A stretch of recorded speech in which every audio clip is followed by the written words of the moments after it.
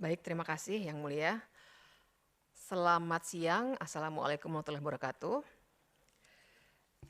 Yang Mulia dan seluruh pengunjung di Mahkamah Konstitusi siang ini, izinkan saya memulai paparan saya dengan mengutip putusan Mahkamah nomor 98 PUU 16 2018. Hanya di bagian ujung, hanya satu kalimat. Dalam hal suatu lembaga atau masyarakat tidak menjalankan putusan Mahkamah Konstitusi, hal demikian merupakan bentuk nyata dari pembangkangan terhadap konstitusi. Ini putusan Mahkamah Konstitusi. Bukan bahasa media, bukan bahasa press release. Pembangkangan terhadap konstitusi sudah diteropong oleh Mahkamah Konstitusi sejak lama. Kami juga sudah membaca beberapa riset yang dilakukan oleh MK bersama dengan beberapa kampus. Dan persoalan hari ini jadi pelik karena pertanyaan besarnya adalah bagaimana bila yang melakukan pembangkangan terhadap konstitusi adalah pemerintah dan DPR. Apakah kita hanya bisa bergantung pada etik dan gagasan negara hukum? Saya kira kita semua paham jawabannya adalah tidak, tapi karena itu saya ingin mengangkat isu soal itu dalam paparan yang sudah saya sampaikan secara tertulis juga kepada Mahkamah Konstitusi sesuai dengan syarat untuk hadir sebagai ahli. Jadi isu, kalau kita berbicara IREC, isu yang saya bawa adalah apakah pemerintah dan DPR telah melakukan pembangkangan konstitusi terhadap putusan MK 91 2021. Dan di sini isu ini yang saya angkat karena saya melihat peran penting Mahkamah Konstitusi dalam perkara ini karena yang disoal adalah pembangkangan konstitusi yang dilakukan secara legal dan karenanya diklaim sah. Bila tindakan semacam ini tidak dikoreksi, sangat mungkin pola penyelewengan kekuasaan ini akan berulang dan menjadi modus operandi kekuasaan. Menurut saya fenomena autokratik legalism tengah terjadi di sini. Dia dikatakan autokratik, salah satunya oleh Kimlen Shepell, tapi juga bisa dibaca dari Javier Corrales untuk konteks di Venezuela, karena kekuasaan pemerintah didesain agar tidak bisa dikontrol termasuk oleh lembaga yudikatif. Dan dia dikatakan legalism karena fenomena autokratik legalism ini dipersoalkan karena kekuasaan tanpa kontrol itu dijalankan secara legal dengan cara pandang legalisme. Saya membangun atau menganalisis isu tadi bahwa pemerintah dan DPR telah melakukan pembangkangan konstitusi dengan dua bangunan argumen yang mulia. Yang pertama adalah adanya tindakan-tindakan hukum yang menunjukkan bad intention atau itikat buruk pemerintah dalam implementasi putusan 91, dan yang kedua penyalahgunaan Perpu. Ini menambahkan argumen dari ahli Zainal Arifin Muchtar barusan, penyalahgunaan Perpu melalui praktik legislasi. Bad intention ini saya bangun argumennya dengan tiga bagian bangunan argumen. Yang pertama adalah tindakan hukum pemerintah yang beritikat buruk tentang putusan MK, maksud saya dikeluarkannya instruksi Mendagri nomor 68 tahun 2021 tertanggal 21 Desember 2021, hampir sebulan setelah putusan Mahkamah keluar. Dan judulnya pun tindak lanjut putusan MK nomor 91 PUU 18 2020. Yang kedua adalah kebijakan konkret yang diinginkan sebagai bagian dari politik hukum Undang-Undang 11 2020 untuk segera dilaksanakan sebelum batas waktu yang ditetapkan oleh Mahkamah melalui putusan MK, jadi kelihatan intensinya. Dan yang ketiga, keinginan untuk tetap melaksanakan paling sedikit 4 peraturan pemerintah turunan Undang-Undang 11. Sebenarnya ada satu lagi yang mulia, poin keempat, tapi karena ini bukan wilayah pemerintah, saya hanya catatkan sebagai satu poin tambahan, yaitu dikeluarkannya surat edaran Mahkamah Agung nomor 5 tahun 2021. Wilayahnya yudikatif, bukan eksekutif. Dan tapi ini bisa dipahami sebagai bagian dari tugas Mahkamah Agung untuk tetap bisa melaksanakan pengadilan karena bagaimanapun mereka tidak bisa menolak perkara tentu saja. Maka dibuatlah pemberlakuan rumusan hasil rapat pleno Kamar Mahkamah Agung tahun 2021 sebagai pedoman pelaksanaan tugas bagi pengadilan, SEMA 5 2021. Salah satunya izinkan saya bacakan satu saja, ada di bagian E, Rumusan Hukum Kamar Tata Negara Butir 2 yang menyatakan dengan diundangkannya Undang-Undang 11 2020 tentang Cipta Kerja, permohonan fiktif positif sudah tidak lagi menjadi kewenangan Pengadilan Tata Usaha Negara. Efektif dilaksanakan. Saya langsung lompat tapi untuk menunjukkan 3 hal tadi. Yang pertama dikeluarkannya Instruksi Mendagri 68 2021. Tentu saja Mahkamah tidak kami posisikan sebagai untuk menelaah instruksi Mendagri, tapi saya menjadikan instruksi Mendagri ini sebagai bagian dari bangunan argumentasi saya untuk menunjukkan intensi atau itikat buruk pemerintah tadi. Karena saya langsung lompat saja, tidak akan saya bacakan secara lengkap, tapi yang sangat menggelisahkan bagi saya yang belajar hukum tata negara yang mulia, bahkan pembukaan instruksi Mendagri itu yang lagi-lagi harus saya tekankan dikeluarkan hampir sebulan setelah putusan mahkamah keluar, itu kepalanya saya screenshot sengaja di paper saya, menindaklanjuti arahan Presiden Republik Indonesia atas putusan Mahkamah Konstitusi nomor 91 PUU 18 2020 tanggal 25 November 2021, diperlukan langkah-langkah secara cepat, tepat, dan terpadu antara pemerintah dan pemerintah daerah. Jadi dengan sengaja, intensinya langsung kelihatan di dalam kepala sebuah instruksi resmi.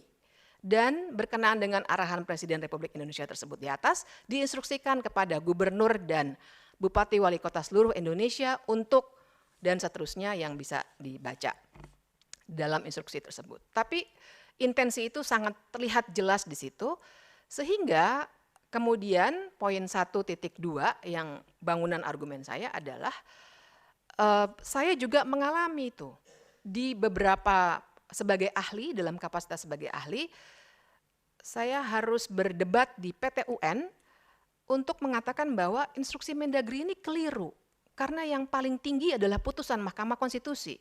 Tapi tentu saja bagi kepala-kepala daerah, biro-biro hukumnya dan seterusnya, instruksi Mendagri itu jauh lebih konkret daripada putusan Mahkamah Konstitusi. Dan di sini kekacauan bangunan negara hukum kita mulai terlihat dengan disengaja. Itu yang menggelisahkan sekali bagi saya. Dan yang kedua, kebijakan konkret yang diinginkan, ini saya ingin tunjukkan bahwa dalam pidato Menteri Perekonomian ketika Perpu 2 2022 dikeluarkan pada 30 Desember 2022, saya juga waktu itu sudah mau berangkat liburan tapi dikeluarkan, dikatakan bahwa salah satu argumennya adalah untuk memberikan kepastian hukum. Pertanyaan konstitusionalnya, kepastian hukum untuk siapa? Karena kenyataannya post factum kita bisa melihat adanya politik hukum Undang-Undang 11 2020. Mohon izin saya pakaikan referensi saja kepada opini yang pernah saya terbitkan di Harian Kompas tentang politik hukum Omnibus Cipta Kerja. Itu tengah dilaksanakan bahkan ketika Undang-Undang 11 2020 telah diputus oleh MK. Sehingga memberikan ketidakpastian hukum bagi pemerintah yang memang mendesain Undang-Undang 11 2020 untuk tujuan tertentu. Itu yang kita namakan politik hukum. Dan hal ini misalnya saya pakai 2 studi kasus. Yang pertama, pernyataan pada 23 Juni 2023, pernyataan Menteri Koordinator Bidang Kemaritiman dan Investasi, Luhut Binsar Panjaitan, bahwa pemerintah terpaksa akan memutihkan 3,3 juta hektar kebun sawit yang berada di dalam kawasan hutan. Langkah tersebut mengacu pada Undang-Undang Cipta Kerja. Artinya memang saya ingin membaca ada sebuah skenario yang terganggu karena putusan mahkamah. Yang bagi kami baik, tapi bagi sebuah skenario yang disiapkan jauh-jauh hari, putusan mahkamah mungkin terasa mengganggu.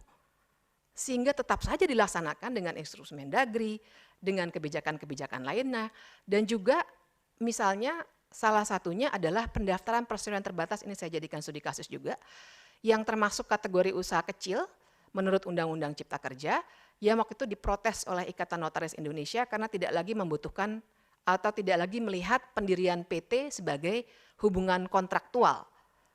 tapi bisa dilaksanakan sendiri. Itu berjalan terus. Kita bisa lihat datanya di AHU, bagaimana itu berjalan terus karena silat lidahnya ada di soal putusan mahkamah kata-kata strategis dan berdampak luas.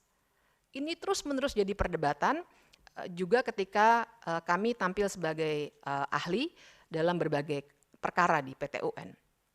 Kemudian yang ketiga, kami ingin menyoroti keinginan untuk tetap melaksanakan beberapa peraturan pemerintah mengenai ketenaga kerjaan. Tanpa ingin lari ke hal yang detail karena waktu kita tidak banyak, saya hanya ingin menyoroti bahwa salah satu atau dua sebenarnya peraturan pemerintah itu sebenarnya mengatur secara berbeda dengan Undang-Undang 11 2020, kemudian diturunkan dalam level peraturan menteri secara berbeda pula. Karena itu ada perkara di Mahkamah Agung, mohon bisa dilihat perkara nomor 72 P/HUM/2022 yang menyoal hal ini. Sehingga kita bisa melihat di media massa bagaimana sebagian dari pengusaha juga mengkritik keluarnya Perpu yang kemudian menjadi Undang-Undang AKU. Tentu saja sekali lagi Mahkamah Konstitusi tidak menilai peraturan pemerintah dan peraturan menteri. Namun fakta ini saya paparkan sebagai bagian dari bangunan argumen saya bahwa ada itikat buruk untuk secara sengaja tetap melaksanakan apa yang diinginkan dalam kurung politik hukum oleh pemerintah. Meskipun putusan MK 91 dalam tanda kutip merusak skenario tersebut. Dalam upaya mengembalikan jalannya skenario itu, dikeluarkanlah Perpu 2 2022 alias Undang-Undang AKU. Saya skip beberapa bagian, saya langsung ke argumen saya yang kedua soal penyalahgunaan Perpu melalui praktik legislasi. Ini sifatnya komplementari dengan apa yang sudah disampaikan oleh ahli Zainal Arifin Mokhtar barusan. Sehingga saya tidak akan mengulang lagi mengenai hal ihwal kegentingan memaksa, tapi saya akan berfokus pada argumen bahwa telah terjadi kesengajaan menggunakan Perpu. Argumen saya tentu saja Perpu itu kita juga bisa lihat antara lain dari disertasi Yang Mulia Daniel Yusmik. Sebenarnya kalau dalam bahasa saya sendiri, tidak dalam disertasi itu, tapi dalam bahasa saya sendiri, sebenarnya kan Perpu adalah fasilitas yang tidak demokratis dalam sebuah konstitusi yang demokratis. Kenapa dia tidak demokratis? Karena lazimnya tentu saja kita semua paham, legislasi harus dibuat oleh lembaga legislatif. Tapi ini dibiarkan terlebih dahulu untuk dibuat oleh pemerintah saja. Memang selama ini Yang Mulia sudah terbangun kesalahpahaman mengenai Perpu. Makanya sebenarnya putusan Mahkamah nomor 138 2009 itu sangat diperlukan. Karena Perpu sudah kadung dianggap sama dan sebangun dengan undang-undang, hanya prosesnya lebih cepat karena pemerintah akan memveta kompli DPR yang tinggal menyatakan setuju atau tidak setuju. Dengan DPR yang dominan dikuasai oleh pemerintah, kecenderungannya DPR akan selalu menyetujui Perpu yang dibuat oleh pemerintah. Seakan-akan Perpu adalah model fast track legislation yang dalam literatur hukum tata negara sudah banyak dibahas. Padahal Perpu tidak dikonstruksikan demikian. Perpu sekali lagi adalah fasilitas darurat yang tidak demokratis dalam sebuah negara demokratis. Perpu secara historis didesain untuk membuat pemerintahan tetap bisa berjalan dengan baik dan sesuai konstitusi meskipun dalam keadaan darurat. Ini saya lewatkan dua halaman, tapi saya ingin menekankan dengan ini bahwa fenomena disamakannya Perpu ini berbahaya bagi negara hukum Indonesia. Karena proses Perpu yang menyerupai simplifikasi proses legislasi. Padahal proses legislasi justru elemen penting dari demokrasi dan negara hukum. Simplifikasi ini yang saya sebut dengan tidak demokratis. Meskipun secara historis UUD 45 memberikan fasilitas ini dalam keinginan untuk tetap menjalankan pemerintah secara demokratis. Nah, mengapa Undang-Undang AKU saya katakan sebagai penyalahgunaan Perpu? Karena sesungguhnya Perpu Cipta Kerja yang menjadi Undang-Undang AKU tidak menjawab putusan MK 91 2020. Dalam pemahaman saya, tentu saja mohon dikoreksi apabila saya salah, putusan MK pada pokoknya meminta 3 hal sebagai judicial order di dalam ratio desidendinya. Yang pertama, pemerintah dan DPR sebagai pembentuk undang-undang membuat undang-undang baru dengan proses formil yang memenuhi UUD 1945 sampai dengan 25 November 2023. Yang kedua, metode omnibus dikenal dalam sistem hukum Indonesia sebagai bagian dari pemenuhan syarat formil tersebut. Dan yang ketiga, adanya partisipasi bermakna sebagai bagian dari pemenuhan syarat formil tersebut. Tentu saja Perpu tidak akan bisa memenuhi perintah yang ketiga, karena bahkan Perpu dibuat tidak secara demokratis karena hanya dibuat sendiri oleh pemerintah. Saya mohon izin mengingatkan bahwa partisipasi bermakna itu tidak hanya dibuat dalam proses penyusunan harusnya, tapi dalam penyusunan dan pembahasan. Nah, pembahasan ini yang hilang dalam proses Perpu. Jadi perintah yang pertama disalahgunakan dengan argumen-argumen mengenai adanya hal ihwal kegentingan memaksa, dan padahal kenyataannya argumen kegentingan memaksa sudah bisa terpatahkan, salah satunya dengan argumen saya di atas, butir 1.1, yang memperlihatkan bahwa kenyataannya tidak ada kekosongan hukum. Apalagi Undang-Undang Cipta Kerja adalah undang-undang dengan metode omnibus yang mengubah 78 undang-undang lainnya. Dan kita semua paham bahwa dalam ilmu perundang-undangan, keberlakuan undang-undang itu hanya dipengaruhi oleh 3 hal. Pencabutan dengan undang-undang lain secara tegas, perubahan materi muatan melalui perubahan undang-undang, pencabutan ataupun putusan Mahkamah Konstitusi. Undang-Undang 11 2020 tidak dicabut dalam tanda kutip secara lengkap oleh MK. Jadi tindakan-tindakan hukum sebenarnya bisa dilakukan menurut 78 undang-undang yang lampau itu. Karena undang-undang yang lampau itu tidak pernah dicabut oleh undang-undang yang baru. Selain itu tentu saja putusan MK sesungguhnya justru kita bisa baca dari rasio desidendinya tidak mau secara mendadak mencabut Undang-Undang 11 2020. Justru putusan inkonstitusional bersyarat itu untuk menghindari adanya kekosongan hukum. Jadi dari sini jelas terlihat bagaimana narasi pemerintah pada saat mengeluarkan Perpu 2 2022 sudah menunjukkan penyalahgunaan Perpu. Nah, tidak berhenti di situ, bahkan pembentuk undang-undang juga sudah menyalahgunakan prosedur yang jelas diatur dalam pasal 22, terutama ayat 2 dan 3, bahwa persetujuan DPR harus didapat dalam persidangan yang berikut. Ayat 3, ini konstitusi bukan level undang-undang, tapi di konstitusi. Makanya layak sekali dikatakan pembangkangan konstitusi. Jika tidak mendapat persetujuan, maka peraturan pemerintah itu harus dicabut. Jadi harusnya, izinkan saya mengingatkan yang mulia, masa persidangan setelah 30 Desember 2022 adalah masa persidangan ketiga yang dimulai tanggal 10 Januari sampai 13 Maret 2023. Dan Perpu itu waktu itu sudah diprotes, baru mendapat persetujuan pada persidangan berikutnya lagi, yaitu pada 21 Maret 2023. Jadi bahkan ayat 2 dan 3 pasal 22 Undang-Undang Dasar juga dilanggar secara sengaja. Kalau boleh saya katakan demikian. Karena apabila kelalaian, saya kira kita juga mengecilkan kapabilitas pemerintah apabila hanya masalah lihat kalender itu bisa salah. Nah, kemudian terakhir sebagai penutup yang mulia, izinkan saya mengutip satu pandangan dari Alex Stone Sweet dalam konteks judicialization of politics.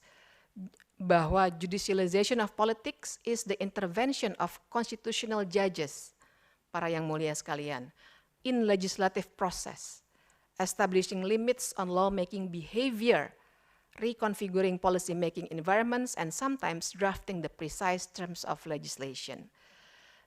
Tindakan ini bila dibiarkan terus akan semakin menguatkan fenomena autokratik legalism yang tadi sudah saya sampaikan.